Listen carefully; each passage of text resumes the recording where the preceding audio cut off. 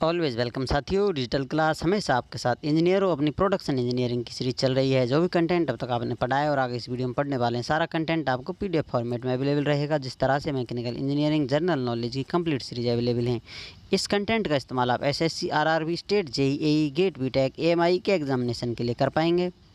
इससे पिछली वीडियो में साथियों हमने मटेरियल निकाल लिए थे, किस प्रकार से पिग आयरन ब्लास्ट फर्नेस से, कास्ट आयरन क्यूपोला फर्नेस से प्राप्त कर लिया जाता है, किस प्रकार से पिग आयरन को रॉट आयरन बदल दिया जाता है। तो उसकी सामर्थ्य कम होती है तो उसमें कार्बन फिर से हम मिलाते हैं तो स्टील बन जाता है। अब इस स्टील में साथियों स्टील को अलग अलग सब क्लासीफाई कर सकते हैं, alloy steel, plain carbon steel. अब प्लेन कार्बन स्टील की लिमिटेशन है, इसमें 1.5 से कम ही कार्बन रहेगा, और जो एलो स्टील है उसमें एलो एलिमेंट और मिला दिए जाएंगे कार्बन के अलावा। तो इस प्रकार से एलो स्टील प्राप्त होता है या हम प्राप्त कर लेते हैं। अब यदि और बारीकी से स्पेशलाइज फॉर्मेट में आप जानना चाहें, स्पेशलिस्ट बनना चाहें स्टील के, तो लो कार्बन स्टील को भी सब क्लासीफाई कर सकते हैं, क्योंकि आवश्यकता है इसकी इस्तेमाल में। इसी प्रकार से चीज़ें आ रही हैं तो आपको पता होना चाहिए।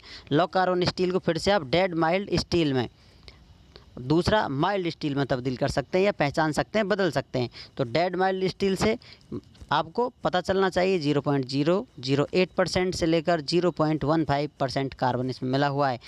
कार्बन बहुत कम है, सॉफ्ट स्टील है, इसलिए समझ लीजिए स्टील है ही नहीं, नाम का स्टील है, डेड स्टील, इसीलिए इसे मृत स्टील के नाम से भी यहाँ पुकारा जा रहा है, प्रोनाउंस किया जा रहा है, समझा जा रहा है।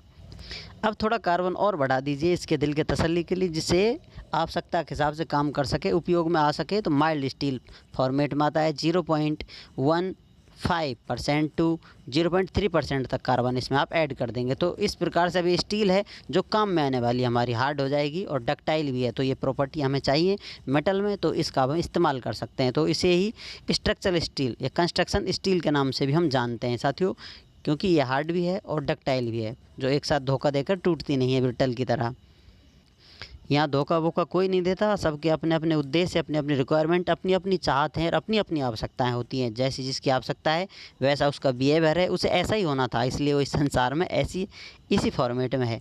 Phase diagram of pure iron. तो चलिए साथियों आयरन के बारे में बात कर लेते हैं। और आयरन में भी कुछ बदलाव नज़र आते हैं। तो आपने गला पिघला कर लोहा बना लिया है, तो डायरेक्ट कैसे बना हुआ होगा, या फिर आपके पास लोहा है तो उसे आप गर्म करते हैं तो क्या क्या उसमें चेंज देखने को मिलते हैं, कुछ उतार चढ़ाव आते हैं, उसकी ज़िंदगी में कुछ देखने को बदलाव मिलते हैं, चमत्कारिक परिवर्तन आते हैं। वो सब डिटेल में अब यहाँ पर हम जानने वाले हैं साथियों। तो इस डायग्राम में phase diagram of pure iron, iron के बारे में बात कर लेते हैं। मोल्टन आयरन आपने फर्नेस से प्राप्त कर लिया था, आप चाहें तो नीचे से स्टार्ट कर सकते हैं, 0 डिग्री से आप गर्म करेंगे आयरन को, तो ये कंडीशन उसमें देखने को मिलेंगी, फुलफिल होंगी ये कंडीशन, या फिर इस प्रकार के बिहेवियर आयरन शो करने वाला है। तो आप ले लीजिए फर्नेस से आयरन ले लिया, मोल्टन आयरन। अब उसको बारीकी से आप देखते हैं, ऑब्जर्व करते हैं, कंप्यूटर लगाते हैं, अपने सुपर कंप्यूटर लगाते हैं, मेथड से जो ऑब्जर्वेशन कर रहे हैं, तो उससे आपको पता चलता है कि लगभग 1539 डिग्री सेंटीग्रेड तक आयरन पिघली अवस्था में रहता है, मोल्टन आयरन रहता है। उसके बाद इसका टेम्परेचर आप कम करते आते हैं, जितना भी हो ऊपर टेम्परेचर, इतने टेम्परेचर पर आकर कुछ देर के लिए टेम्परेचर रुक जाता है, कांस्टेंट बना रहता है। तो यहाँ पर इस एक्सिस पर टेम्परेचर जो वाई एक्सिस है, और एक्स एक्सिस पर आपको टाइम इंडिकेशन देखने को मिलेगा। अब इस पर यहाँ पर टाइम लग रहा है, तो ये टाइम किस लिए लग रहा है, टेम्परेचर इतना ही है, डाउन आप कर रहे हैं लेकिन फिर भी टाइम लग रहा है, तो ये फेज ट्रांसफॉर्मेशन हो रहा है। फेज ट्रांसफॉर्मेशन का मतलब क्या है साथियों, जो लिक्विड अवस्था थी लोहे की, अब वो सॉलिड अवस्था में आ रहा है यहाँ पर, फिर ट्रांसफॉर्मेशन हो गया तो यहाँ पर सॉलिड बन गया है। तो पहली बार इस टेम्परेचर से नीचे आता है, लगभग 1400 डिग्री सेंटीग्रेड तक आता है, तो ये आयरन होता है डेल्टा आयरन, जिसका क्रिस्टल स्ट्रक्चर BCC होता है, जो कि नॉन मैग्नेटिक होता है। नॉन मैग्नेटिक इसको फिर से बताएंगे आप, जहाँ पर लोहा अपनी चुंबकीय गुण खो देता है, नॉन मैग्नेटिक प्रॉपर्टी होगी उसकी, जहाँ वो चुंबकत्व अपना लेता है, लोहे चुम्बक को आकर्षित करता है, तो मैग्नेटिक आयरन कहलाता है। गर्म करते हैं तो ये गुण भूल जाता है लोहा। तो इस प्रकार से डेल्टा आयरन आपको प्राप्त हो गया है। टेम्परेचर आप डाउन करते चले जाएंगे तो यहाँ पर भी फिर कुछ फेज ट्रांसफॉर्मेशन देखने को मिलेगा। इसका स्ट्रक्चर कैसा था, BCC था।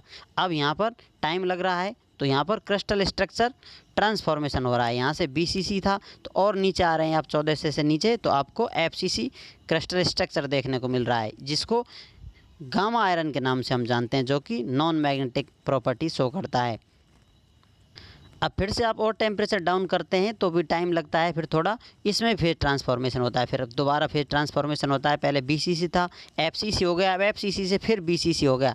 ये क्रिस्टल स्ट्रक्चर किस प्रकार से होते हैं ये आपने पढ़े होंगे, नहीं तो सीरीज़ में इनको आपको बता दिया जाएगा किस प्रकार से स्ट्रक्चर सेट होते हैं, किस प्रकार का अरेंजमेंट होता है एटम्स का। तो ये सब आगे आने वाली सीरीज़ में आप जुड़े रहेंगे तो सारी जानकारी आपको अवेलेबल रहेगी। इस प्रकार से फिर से चेंज हो गया है, अभी भी नॉन मैग्नेटिक प्रॉपर्टी शो कर रहा है। 910 से नीचे आ गया है, टेम्परेचर 768 डिग्री तक आ गया है। यहाँ पर एल्फा आयरन इसे नाम से जाना जा रहा है। यहाँ पर गामा आयरन था, नीचे आकर ये एल्फा आयरन बन गया है नॉन मैग्नेटिक। अब 768 डिग्री से और नीचे इसे ले जाते हैं तो आयरन तो वही रहता है एल्फा आयरन, लेकिन इसमें प्रॉपर्टी चेंज हो जाती है। यहाँ पर क्या हो रहा है साथियों, अब तक क्रिस्टल स्ट्रक्चर चेंज हो रहा था ट्रांसफॉर्मेशन, यहाँ पर मैग्नेटिक ट्रांसफॉर्मेशन देखने को मिल रहा है। आयरन सेम है, क्रिस्टल स्ट्रक्चर सेम है, लेकिन यहाँ तक नॉन मैग्नेटिक था, यहाँ पर मैग्नेटिक हो जाता है। अब लोहा फिर से अपने गुण को याद कर लेता है, फिर से चुंबक को आकर्षित करने लग जाता है। तो इस प्रकार से चमत्कारिक परिवर्तन देखने को मिलते हैं आयरन में। डायग्राम से आपने अच्छे से समझे होंगे। अब इस टेम्परेचर को स्पेशल नाम से जाना जाता है कि साइंटिस्ट के नाम से। क्यूरी मैडम आपने ज़रूर सुना होगा, नोबेल पुरस्कार पाने वाली हैं केमिस्ट्री फिजिक्स में। 768 डिग्री सेंटीग्रेड इस क्यूरी टेम्परेचर, उनकी सम्मान के लिए, उन्हें याद रखने के लिए इस टेम्परेचर का नाम उन्हीं के नाम से रख दिया गया है। इस टेम्परेचर के नीचे लोहा चुंबकीय गुण अपनाता है और ऊपर चले जाएं तो खो जाता है। मैग्नेटिक होता है, यहाँ पर नॉन मैग्नेटिक होता है। आयरन सेम रहता है, स्ट्रक्चर सेम रहती है, सिर्फ चेंज आता है मैग्नेटिक ट्रांसफॉर्मेशन में। अब तक साथियों जो जानकारी आपको दी है अच्छे से आपको समझ में आ रही होगी। फिर भी कोई कन्फ्यूजन रह जाता है बाई चांस तो आप कमेंट कर पूछ सकते हैं साथियों। कांटेक्ट भी कर सकते हैं, आपको कांटेक्ट लिंक भिन्न भिन्न प्रकार की जिस प्रकार से आपको सुविधाजनक लगे उस प्रकार से आप कांटेक्ट कर हमसे अपनी क्वेरी, क्वेश्चन कुछ भी साझा कर सकते हैं, अपने विचार सुझाव। वीडियो को अंत तक देखने के लिए, चैनल को सपोर्ट करने के लिए आपका दिल की गहराइयों से बहुत बहुत धन्यवाद। मिलते हैं साथियों नेक्स्ट वीडियो में, तब तक पढ़ते रहिए, व्यस्त रहिए, मस्त रहिए। जय हिंद, वंदे मातरम।